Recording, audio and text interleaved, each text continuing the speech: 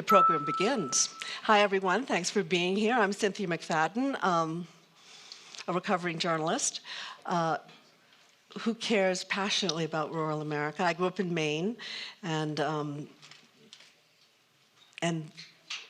that legacy stays with me, though I've lived in New York for 45 years. If you're looking for the Rural America panel, you have found it. And if you weren't looking for Rural America, welcome and stay.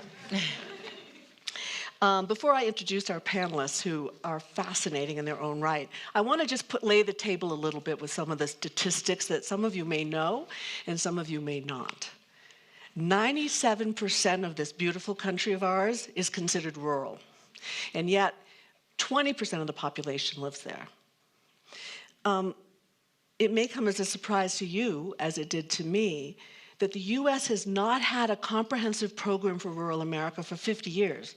Back when Jimmy Carter was president, there was the Rural Development Act in 1980, but we haven't had a comprehensive plan looking at the issues in rural America since then. Knowing that, it may come as no surprise that 85% of the counties in rural America account for the food crisis in this country, people with food insecurity. 85% of the countries in rural America are food insecure. Nearly half of the kids in rural America receive free or reduced school lunches. 3 million rural children live in poverty. So almost every state, in some places, the job situation is terrific, but most of them, it is fair to say, jobs are not. The unemployment rate is very high in rural America, much higher than in urban America. So, most policy conversations talk about families in rural America and jobs as two different conversations, but it really obviously is a thread we can pull together. These things are intimately related, so that's what we're going to try to do today. By way of example, parents can't work even if there are jobs if there's no childcare, and you will hear childcare is a major concern in rural America. So, each of our panelists sits on a different point on this thread that involves people along the chain in rural America who we need to give some consideration to. So, joining me are, sitting right next to me, is the Senior Vice President of the Rockefeller Foundation, Derek Kilmer, former U.S. Congressman from Washington State. He now at the wrong foundation. At the Rockefeller Foundation, leads the foundation's new economic opportunity agenda, which he's going to talk to us about. Welcome. Thanks. Next to him is Janti Suripto, who is the President and CEO of Save the Children U.S. Welcome. And full disclosure, I am a happy member of the Board of Trustees since my departure from NBC of Save the Children. And then on the far end, hello. Hello. Pamela Shepard-McKnight, the Director of the Well Community Collaborative and Pantry in South Carolina. Welcome. Thank you. So we're going to... So I want to start this off on a personal note. Tell me, we'll go down the line, why do you care personally about rural America, and why should the rest of us? So I come from a small logging town in Washington State. I was in high school when the timber industry sort of took it on the chin, and I saw a lot of my friends' parents lose their jobs, a lot of my neighbors lose their jobs, and it completely altered the trajectory of my adult life. When I was a student in college, my senior thesis was, how do you help logging towns in Washington State? I ended up working in economic development professionally, lost my mind and ran for office, but largely to work on these issues of how do you help communities so that you have a shot no matter what zip code you live in. And it's what brought me to the Rockefeller Foundation as well, the opportunity to help communities across the country make sure that people have a chance, no matter their zip code. Mm-hmm. And that's the new program that we've launched. Your question of why it should matter to everyone else, I think, is important. Because when I look at the challenges, my town went from a place that used to export wood products all over the world, and unfortunately became a town that exported young people. But that's not unique to the community where I grew up. About a third of the counties in America are economically distressed. And they're disproportionately rural areas. And those communities that are economically distressed, it's not good for them because you see a drag on health outcomes, you see a drag on a tax base, which hurts the ability to invest in schools and roads and those sorts of things. But the other thing you see about economically distressed communities is they have lost faith in our institutions. They disproportionately don't believe in our democracy. They are, you see increased levels of polarization, and there's a reason why. Because when you leave communities behind, they know it and they feel it. And so this is not just a those places problem, it is an all of us challenge. Touche. Yanti. It's interesting. I was looking at that first picture that came up of me playing with this little girl, a 4-year-old girl in Tennessee. And it's a few years ago. It was one of our Head Start programs. And I was struck with that class of 20 to 25, 3 to 4-year-olds, how, and it was at the start of the year, how few words many of them had. And it was really shocking to me, having gone through, having kids of my own, knowing what the level of language that they had at that age was absolutely not represented in that class. And it just goes to show as to, okay, what is missing in their first years of life that they end up already with a gap. And that gap then only gets exacerbated as they go to primary and secondary school, etc. And then we say, oh, they don't have any education, they fall out of school, they drop out, they don't have the education, they don't make literacy levels at the right age, etc. So it was just such a visceral reminder of the inequalities. And to Derek's point, I am a recovering economist, and I find it. I came to this country 7 years ago, and I find it just one of the most fascinating, diverse, amazing countries. It is the wealthiest nation on the planet, with all these ideas. I just came from the Ken Burns session, the promise of the American Revolution, and yet it has some of the poorest outcomes for children amongst OECD countries. And as an economist, I just can't square that in my head. How can that be? That there is such a discrepancy between what could be and what is. And then maybe lastly, that girl in Tennessee and all of her classmates, after that program, they had words. And the progress they made, they got back to grade level reading on time. So it is solvable. What we're talking about is solvable. Food insecurity, access to childcare, access to basic healthcare, access to early education. We know how to do this. We're just choosing not to do it here. I went to a program that SAVE ran in Mississippi, and the incredible early preschool teacher said to the kids, just remember every day, kiss your brain. And those kids, yes. On fire. Pamela? When I think of rural, or when you think of rural, first thing pops in your mind is statistics. It's all grim. We're bad in everything. But when I think of rural, I think of my family, my neighbors, my friends, the people that I serve, the families that I serve. And I think about, and I know I'm supposed to be giving that personal touch, so I'm going to give you a little hint right here. Every day I work with people or families, and I get to see firsthand the struggle. People are in survival mode, and when you're in survival mode, you don't really have time to think about why you're sitting in front of me. We check our boxes, the whole bureaucracy of it all, and trying to get our job done. But at the same token, if that parent is trying to figure out if they're going to pay a utility bill or put gas in the car or buy groceries, they're not trying to hear anything you're trying to say. So, and that's what we see every day.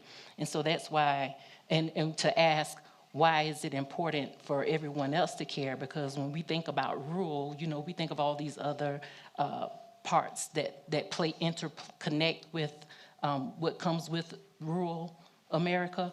But it's not so much a rural issue, it's more of a children and opportunity issue.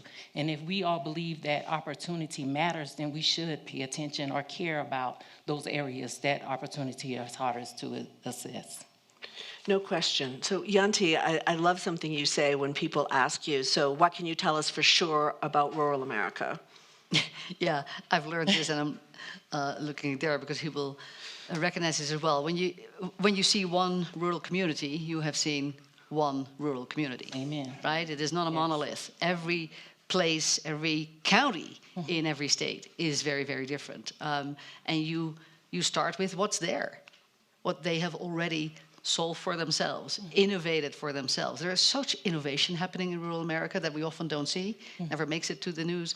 And trying to find a way to support that is, I think, what is really driving a lot of us. I just want to follow on because I think for many in the room, it'll be a news headline that Save the Children is active in America. We think of Gaza, we think of Ukraine, we think of all the other 200 countries around the world where SAVE works. But it's a proud legacy, 90 years here in rural America. 1932, Perry County, Kentucky, yes. And how many places is SAVE now in the U.S. and to the extent of?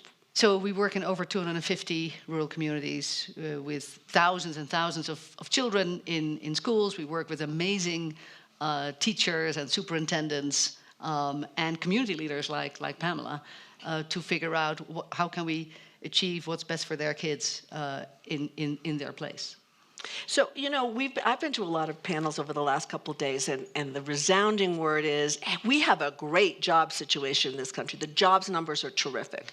Is that the whole story? That is not the whole story. Not at all. So here's how we think about it at the Rockefeller Foundation. So the jobs numbers overall, stock market's cooking, the employment numbers are reasonably positive. And yet, if you look at where the jobs are and the economic growth is in this country, I just mentioned, we're a little north of 3,000 counties nationwide. 100 of those counties have 50% of the jobs. 100 of those counties have seen 50% of the job growth. And you contrast that with the counties that are economically distressed. That's 1/3 of those counties. 50 million people live in those economically distressed counties, and those are disproportionately rural areas. And it's part of the reason the Rockefeller Foundation just a couple months ago announced a new program called the Good Jobs for America program. We're dedicating $100 million to try to make sure that we're creating economic opportunity in the places that have struggled economically, and trying to make sure that we're helping keep people connected to jobs in the face of some of the disruption that we've talked about in a lot of the other panels here at Aspen Ideas. Yeah, let's underline that. 3,000 about counties in this country, 100 of them responsible for the economic swell. So, math doesn't lie, or most of the time math doesn't lie. I'm bad at math. I hope math doesn't lie. Okay. Pam. When I was in college, they had a sign up in the econ department that said, there are 3 kinds of economists, those that can count and those that can't. So.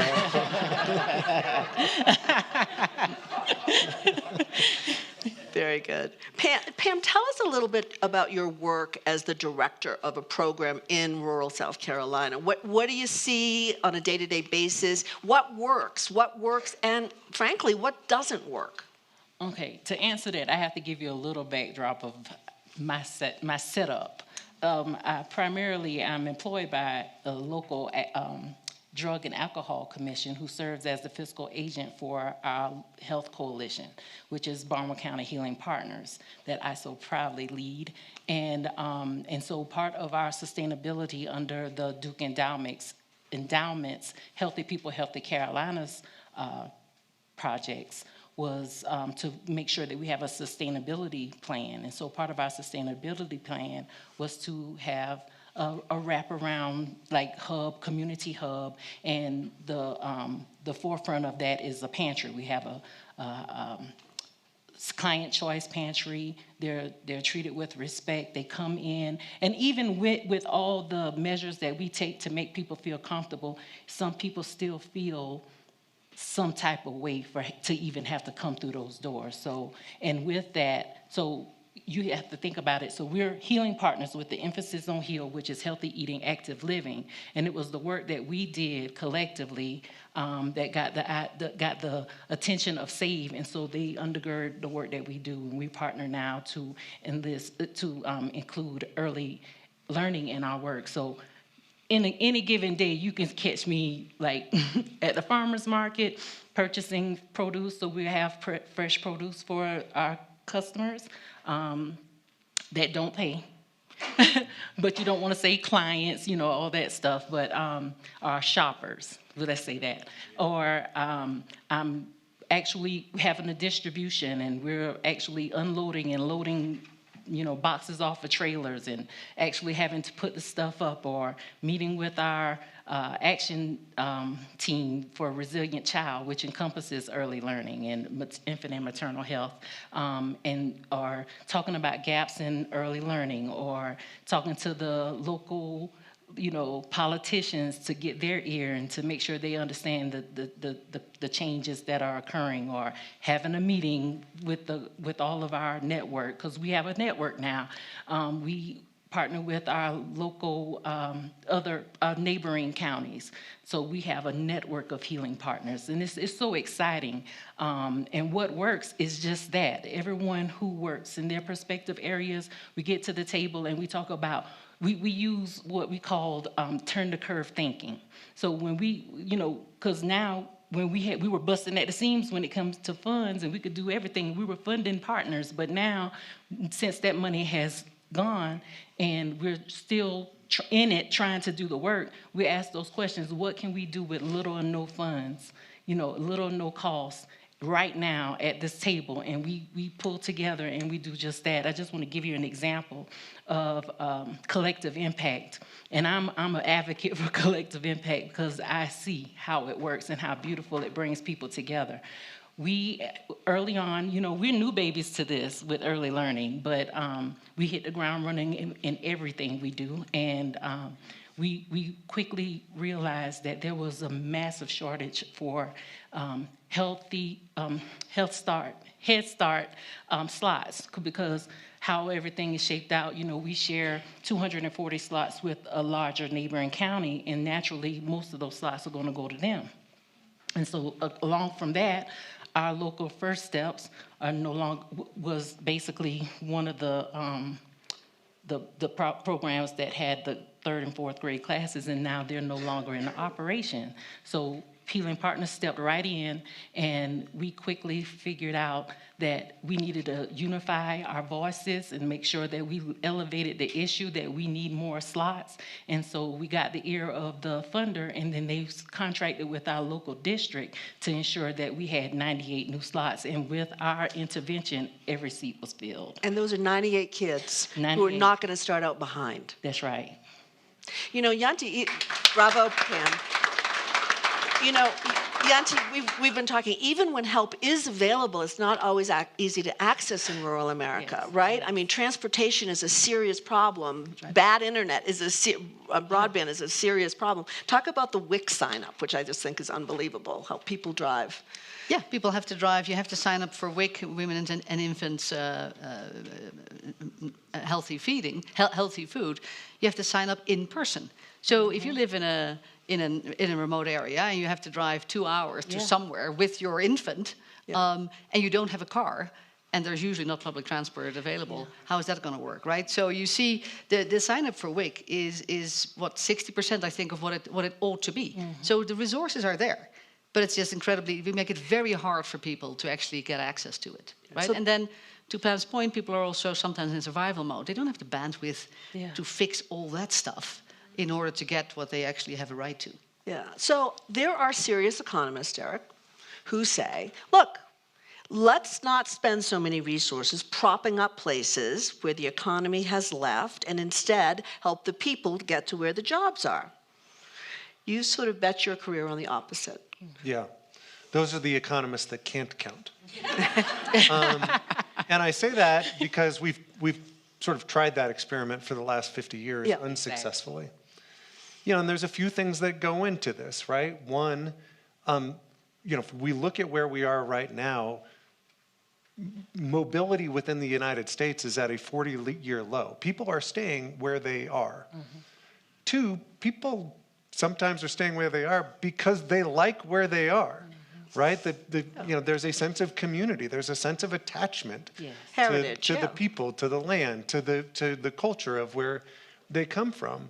The other is just a basic economic challenge, right? If you go to one of the timber communities in my former congressional district, the average home sale price is between about $250,000 and $300,000. In Washington State, where the jobs are in Seattle and on the I-5 corridor, where the average home sale price is between $900,000 and $1 million. So how does that work? It doesn't. The other piece of this, though, and I think this is the point, these communities are worth betting on, in part because we have the receipts to show that when we bet on these communities, they can turn it around. There's an economist named Scott Andes who looked at communities that were in economic distress in the year 2000 and looked at how many of them stayed in distress. It was about 500 or 600 that were considered distressed counties in the year 2000. 200 of them made it out of distress. 200 of them made it out of distress between 2000 and 2023. Why? They accounted for 1.8 million jobs. So it's places like Okanagan County in Washington State, which had been timber and mining dependent, and they reinvented themselves. And so I think one of the myths about rural America is these communities are unwilling to change. We have been to places, including the commission that Yanti and I serve on, that are, and we're going to head to Washington's Olympic Peninsula in August, and we'll go visit something called the Composite Recycling Technology Center, where they're taking, it's sort of Timber 2.0. They're taking smaller diameter logs and they're turning them into cross-laminated timber. They're actually getting scrap composite material from Boeing and they're turning it into new products along with wood products. It's an entire reinvention of the local economy. The commission went to North Dakota and visited with a farm that has autonomous tractors and is using AI in a way that would wow Silicon Valley. I was in Eastern Kentucky not too long ago. We met with a group of mine workers who are now working on computer coding and AI. So these are places worth betting on. It is just a matter of recognizing that we shouldn't be writing them off.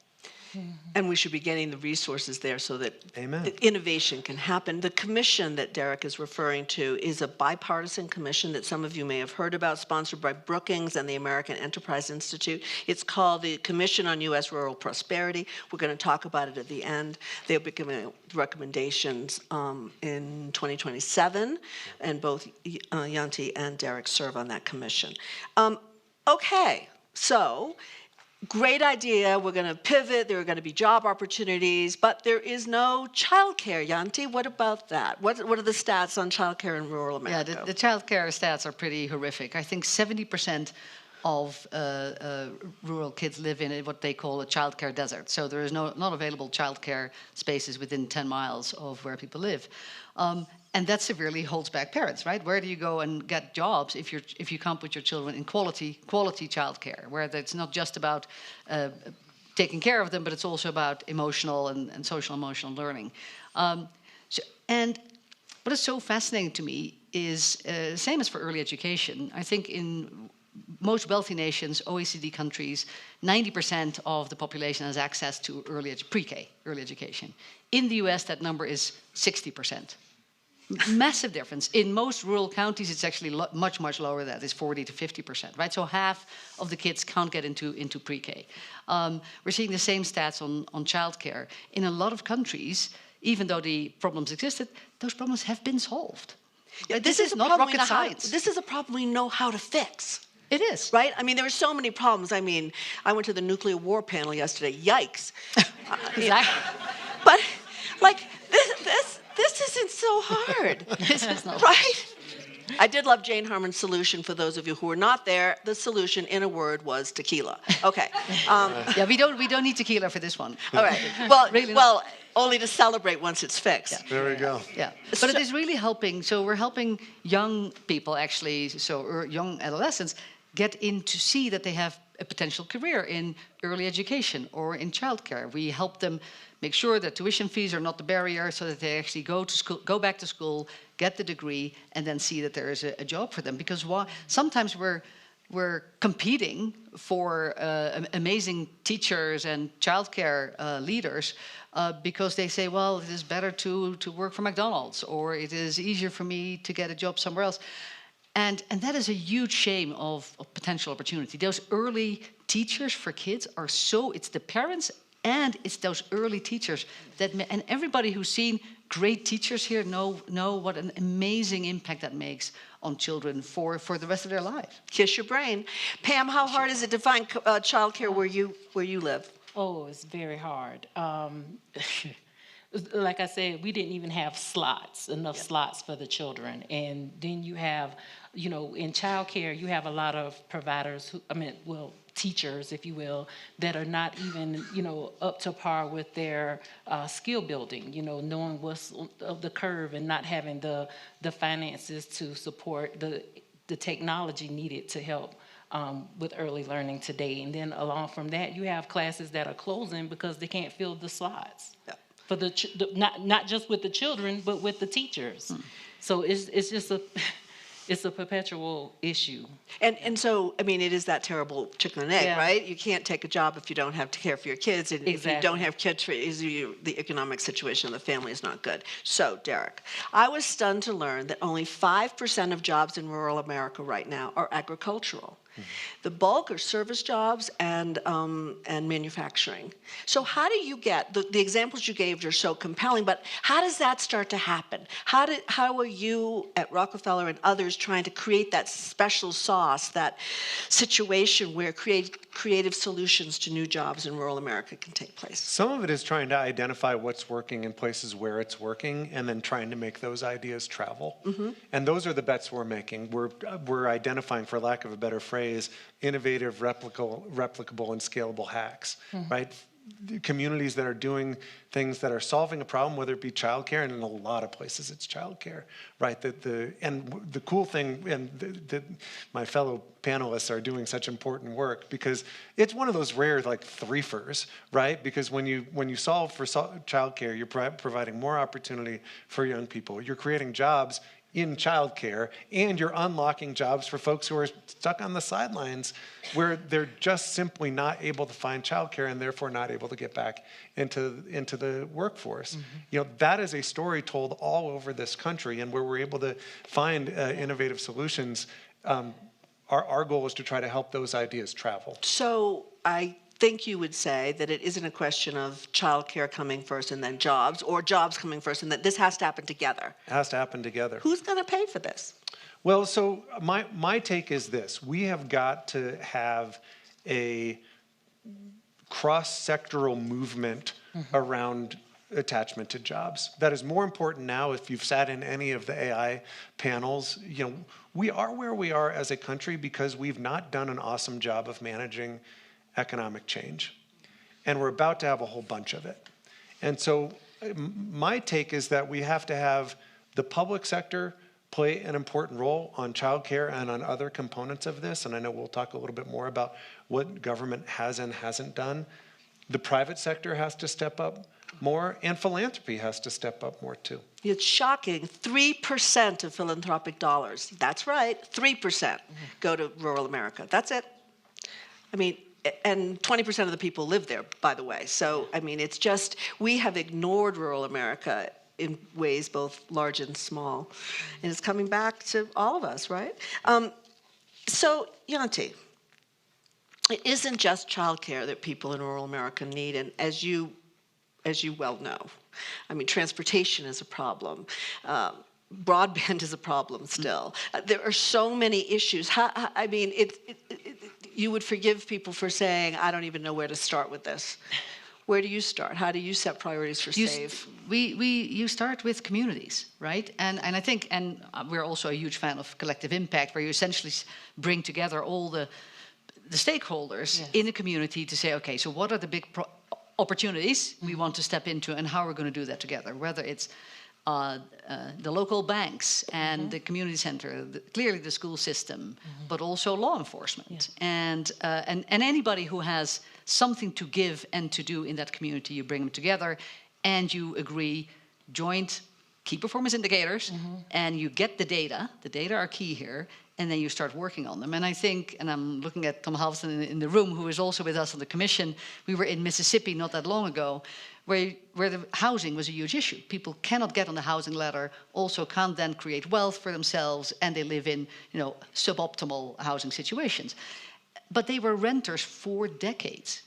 So this amazing local CDFI, Community Development Finance Institution, local bank, cooperative bank, worked with the local not-for-profit and the community to say, okay, can we design a mortgage product that does work for this community?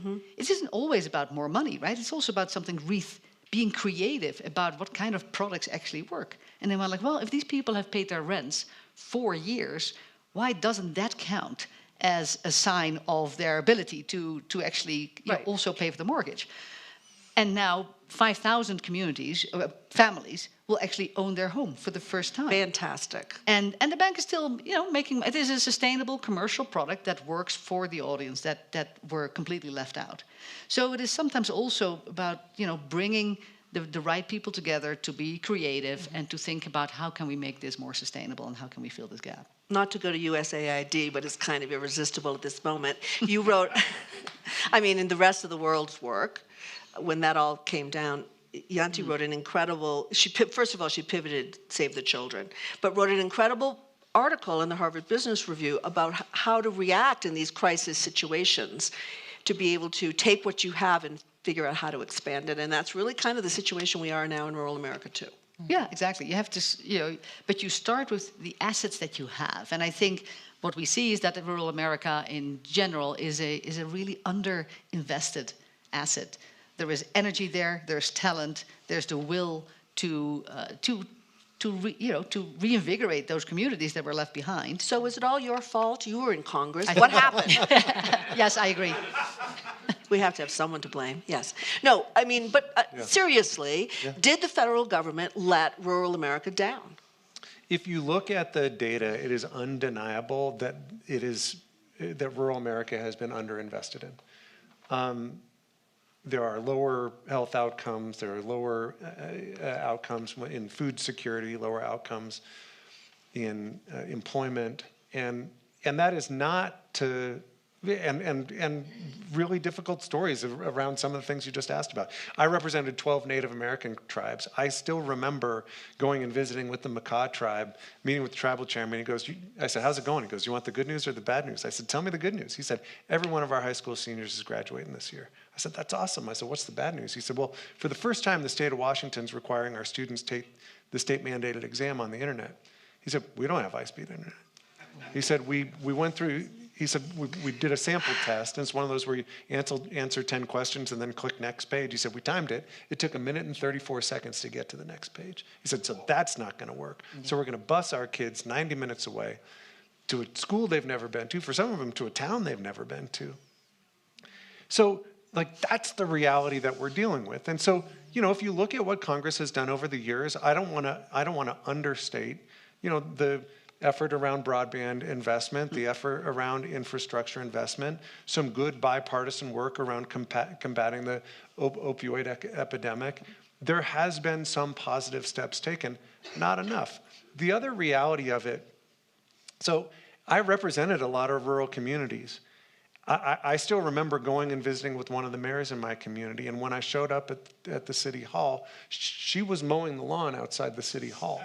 She was the city government. Mm-hmm. And so think about this when it comes to interacting with the federal government. Tony Pippa from Brookings has written about this. There are 400 different federal programs that touch rural America, sitting in 13 different agencies, over 50-something different offices. So if you're that mayor who's also the lawnmower, how are you navigating that? And so this is where trying to come up with a strategy that actually works for rural America, not just in terms of the resources provided, but the accessibility of those resources becomes very important. So we've talked about some of the challenges. I think we should pivot to the commission's work and what you've all seen in your movement across the country. So as I alluded to at the outset, it's been 50 years since there's been a federal policy. That was during the Carter period. Is the commission going to be coming up? Well, first of all, kudos for the fact that it is truly bipartisan. I mean, in a world in which so little is. So that's a good starting point. Will the commission be coming out with a report that gives us a roadmap for the future in 2027? You want me to go or go ahead? You go. That's the idea. Let's not under promise, over deliver, I think. But yes, I think it's great. It is really truly bipartisan. It is a very diverse commission, private sector, public sector, tech.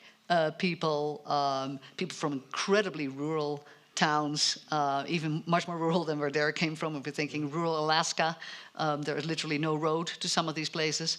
And I think starting by doing all the listening and learning and seeing indeed that no rural community is the same, but also being quite inspired actually by the energy and the innovation and the ideas that are coming out of there. I mean, let's not pretend that we're coming with all the ideas and the knowledge here. What we're trying to do is listen and go like, oh, here's some really cool ideas. That are they replicable? Are they, can you put them in practical recommendations that would actually help without dissolving into 400 agencies and programs across 13 agencies, and it's a spaghetti of federal support. So I think simpler support from the federal government, more funding for sure on the topics that really matter. So we're looking at workforce development, connectivity, healthcare, huge issue.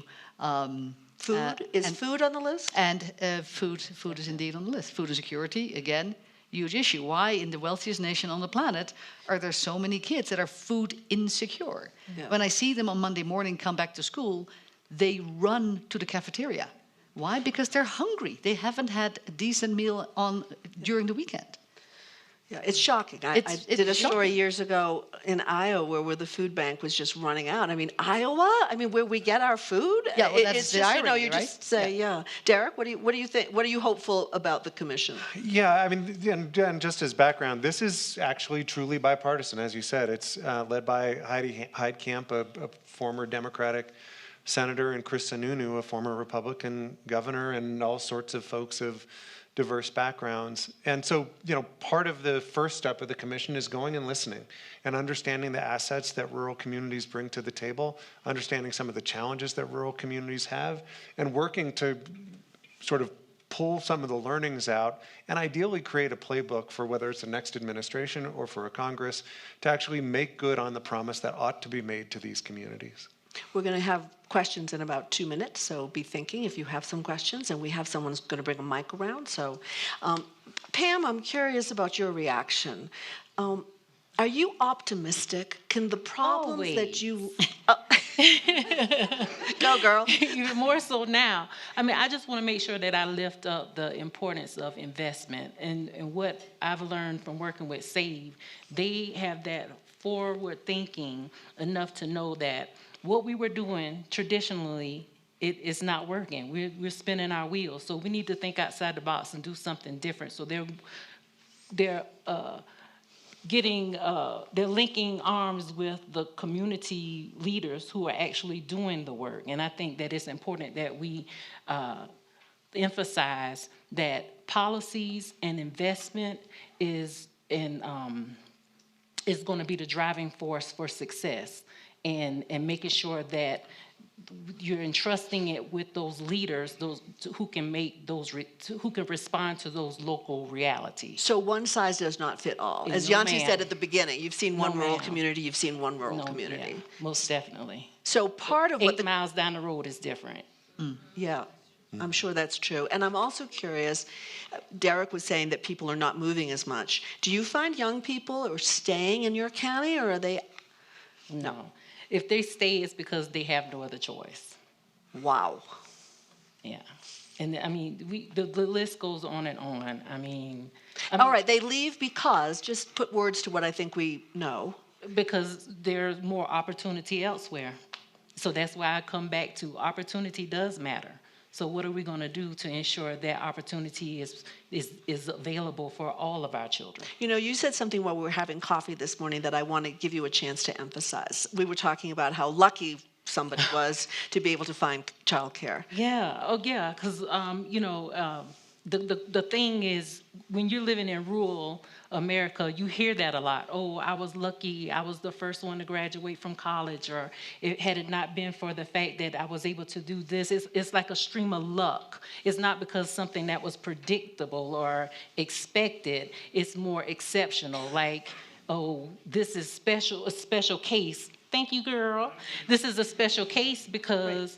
Right. It's out of the ordinary, because it's all. I think it's more of systemic apathy, and it rolls downward. If the government is not, if it's not in my backyard, why do I care? If it's, or in, even on our level, you might see we have a community garden, and when we first started, you couldn't see the ground for the people, pitching in and everything like that. But as time goes by, the storm hit, things look kind of grim, people started backing away. It's the same thing. It's not my problem unless I feel it, or if it's not my children or my cousin and them or whoever. And I just feel like if we can, and always hit things with a sense of urgency. When we think about rural, when I think about rural, I think about the connectiveness. When tragedy strikes, everybody pitches in. But then when everything starts feeling a little bit lighter, they start disappearing. So we always need to strike when the iron is hot and keep rolling. And that's why we found success locally, because during COVID, everybody else was chilling. We was hitting the ground running. Well, thanks to Save the Children. I think part And of what their you're. I investment. think part of what you're also. I hear you saying is that when you can't count on anything, when nothing is predictable, that's part of what this is, right? If you don't know whether you're going to be able to get your kids the shoes to go to school, right? Yeah. When there's not a safety net, and in so many places there is none. No. It becomes harder, Derek. Yeah. And then we're going to go to questions. That's why community is important. Well, you asked whether Pamela was optimistic. I like the Rabbi Sachs quote that says there's a difference between optimism and hope. He said, optimism is a passive virtue. It's the belief things will get better. Hope is an active virtue. It's the belief that together we can make things better. I like that because it presumes a sense of agency, right? Yes. For all of us, right? So if you are someone who works in philanthropy, and I do, that means we should try to alter that trajectory where only 3% of philanthropic dollars go to rural areas. So that is an invitation to anyone who works in philanthropy. That means that if you're in private industry and you have jobs to grow, maybe rather than putting those jobs in the 5 zip codes that seem to be getting all the jobs anyhow, you look to places where there is talent and people and hunger for jobs, right? Maybe it means that if you are if you're in government and you're looking to solve problems, you don't show up with your solutions. You listen to Pamela and Yanti and the solutions that they have, and you provide resources and support them. That's what gives me hope. Bravo. Yeah. All right. Great. Oh, lots of questions. So we're going to come on down front. We're going to do 2 questions at a time so we can get mics to you faster. Let's do you here on the aisle, and David. We have a board member from Save the Children here. Wow, first of all, thank you all so much for being here, and thank you for the work you're doing, because we need it. My name is Jack Griffin. I'm the founder of Food Finder, and for about half my life, I've been working in hunger relief. And I lead a national organization that helps people in every corner of the country find the food pantries like Pamela's that are offering the vital assistance that they need across the country. I'm curious to learn more, and I was kind of hoping we would talk more about not just the current state of rural communities, but the fact that the headwinds that rural communities in America are facing are about to get worse. So with things like rising gas prices hurts rural communities a lot more than people living in New York City.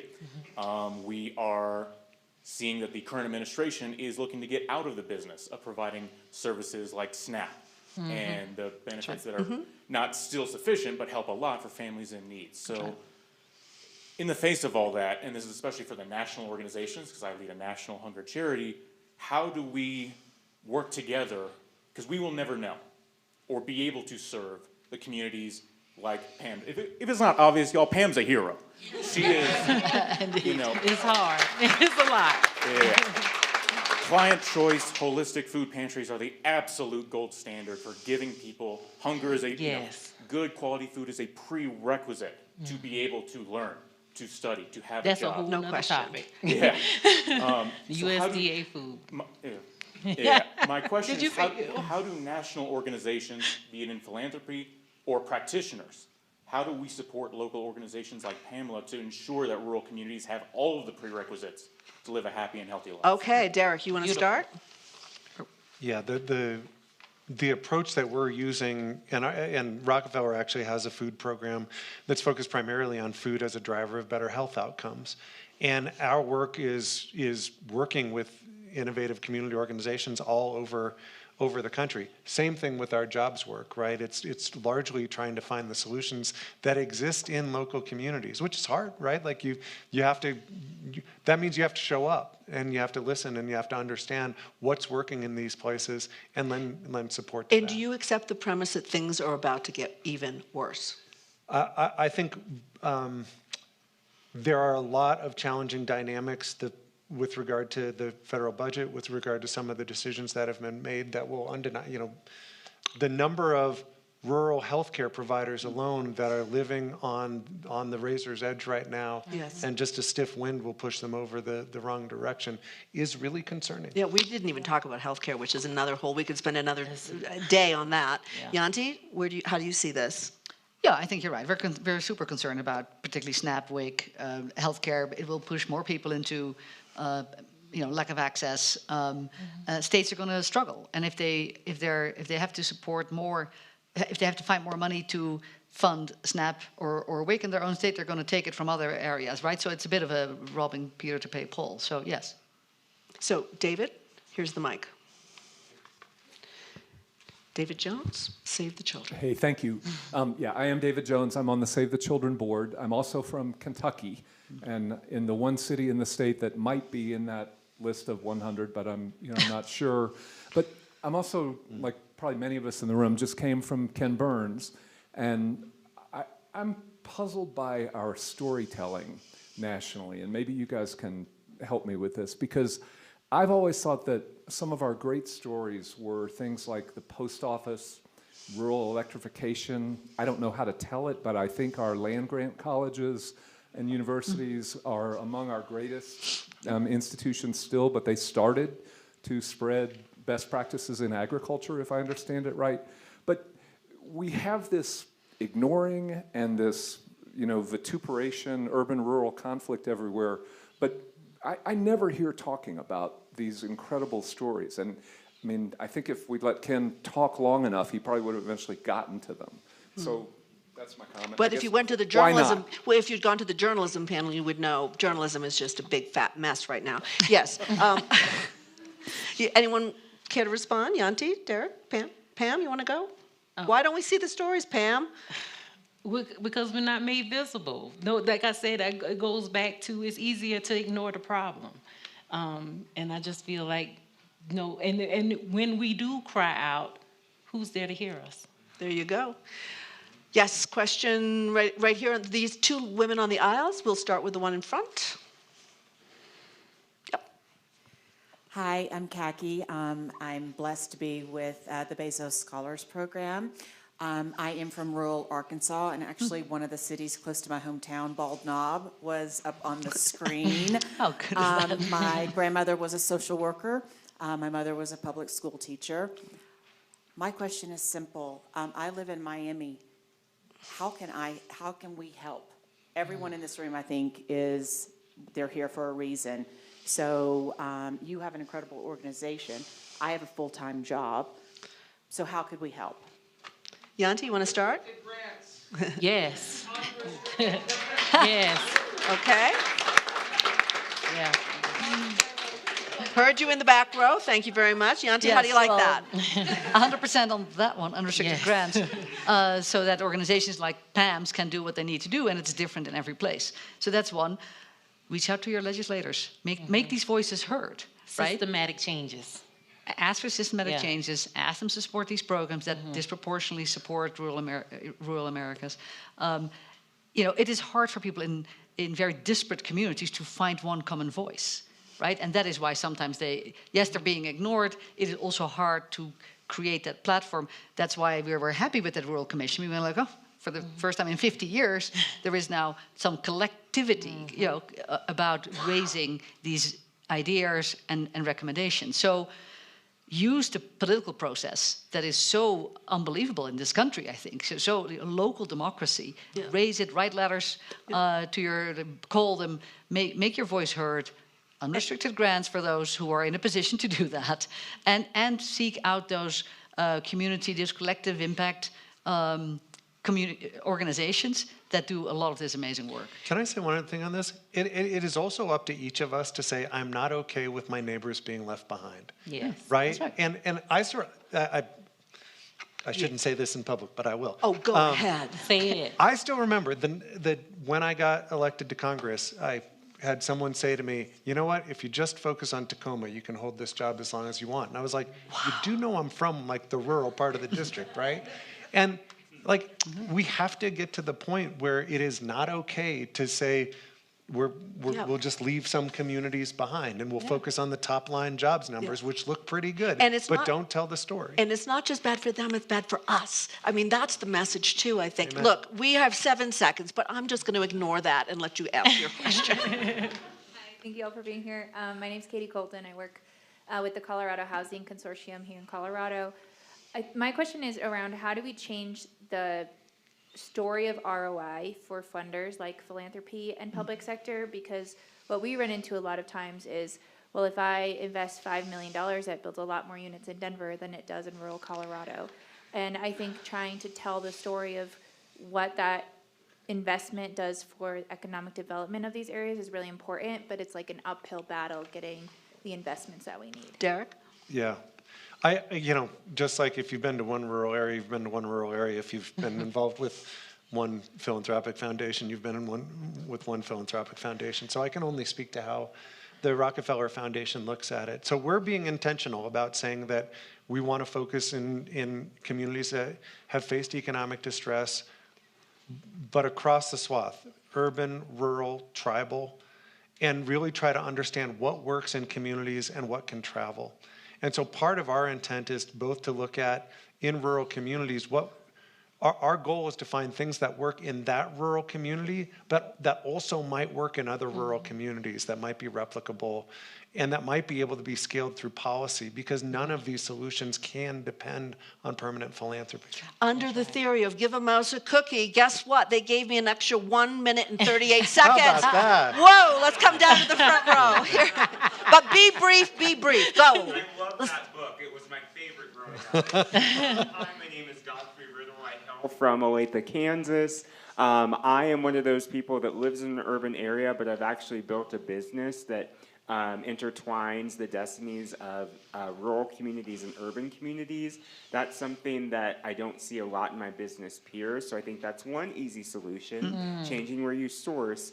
But I mean, to that point, we're a material science firm. We create earthen homes and source a portion of our materials from a rural conglomerate. Are there other people doing similar work? Are those initiatives that matter? I wanted to put that on the table. That matters Thank so you. much. Yes, I- amazing. Terrific. So I'll just use an example. I got asked to speak at the Seattle Chamber of Commerce. You have urban areas that have a growth problem, like manifested by terrible traffic and lack of housing. A lot of rural areas have a jobs problem. So part of the message, I think, in urban areas is, like, let's solve each other's problems. Microsoft actually put 40 jobs on Washington's Olympic Peninsula, and it was front page news for 2 weeks, right? 40 jobs in Redmond wouldn't make a blip, but 40 jobs in a rural part of Washington was a huge deal. And so part of this is having, all of us, philanthropy, public sector, and private sector, say, what can we do for these areas? The virtue circle. I wish we had more time. We don't, but you come up and ask them anything you want. Thank you so much for being here. We can make a difference. Great, bravo.